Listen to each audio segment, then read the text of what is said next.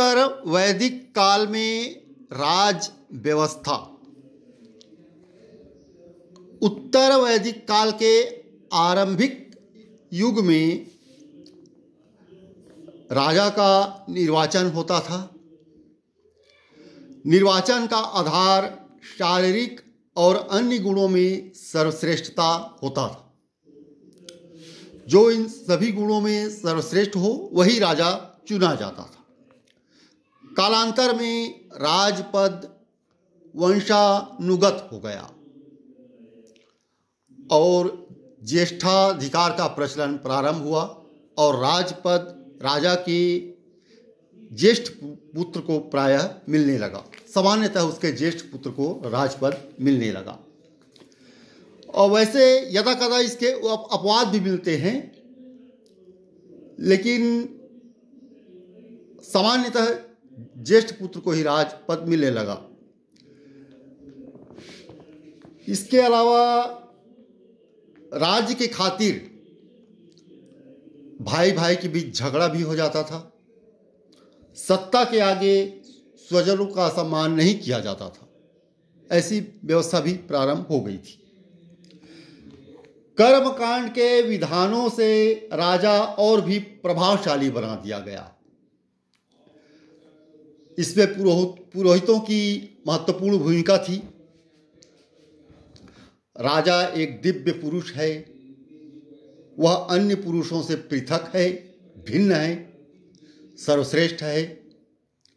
राजा की सार्वभौमिकता, संप्रभुता को अक्षुण्ण बनाए रखने के लिए विभिन्न प्रकार के धार्मिक कर्मकांडों, विधि विधानों का आयोजन किया जाता था, जिससे राजा का महिमा मंडन हो।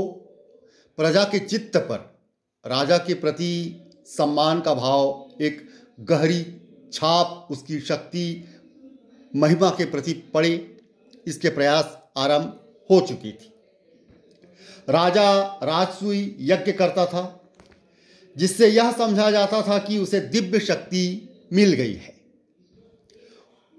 वह अश्वमेध यज्ञ करता था, जिससे समझा जाता था कि राजा का इस यज्ञ में छोड़ा गया घोड़ा जिन जिन क्षेत्रों में से बेरोक गुजरा, उन सारे क्षेत्रों पर उस राजा का एक छत्र राज्य हो गया। ये उस समय का एक अघोषित नियम बना दिया गया था कि जिन क्षेत्रों से राजा का घोड़ा गुजरे, राजा उस क्षेत्र का स्वामी हो गया। उसकी संप्रभुता, उसकी सार्वभौमिकता उस क्षेत्र पर स्थापित हो गई।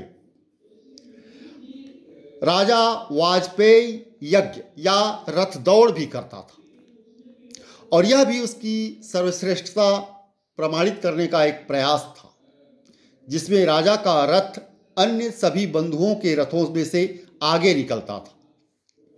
इन सारे अनुष्ठानों से प्रजा के चित्त पर राजा की बढ़ती हुई शक्ति और महिमा की गहरी छाप पड़ती थी। इस काल में कर और नजराना का संग्रह प्रचलित हो गया प्रतीत होता है। इसके संग्रह और संचय के लिए एक अधिकारी रहता था, जो संग्रहित्री कहलाता था। बड़े बड़े यज्ञों के अवसर पर राजा भारी मात्रा में दान और उपहार बांटता था और हर वर्ग के लोगों को उत्कृष्ट भोजन कराता था। राजा अपने कर्तव्य के संपादन में पुरोहित, सेनापति, पटरानी और कई अन्य उच्च कोटि के अधिकारियों की सहायता लेता था। निम्न स्तर पर ग्राम सभाएं स्वतंत्र थी।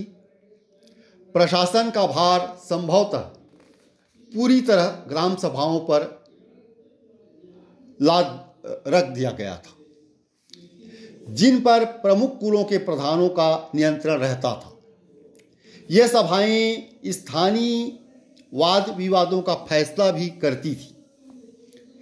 लेकिन उत्तर वैदिक काल में राजा कोई स्थायी सेना नहीं रखता था।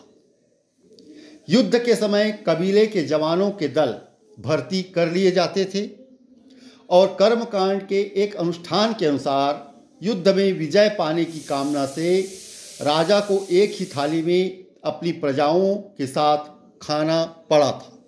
धन्यवाद।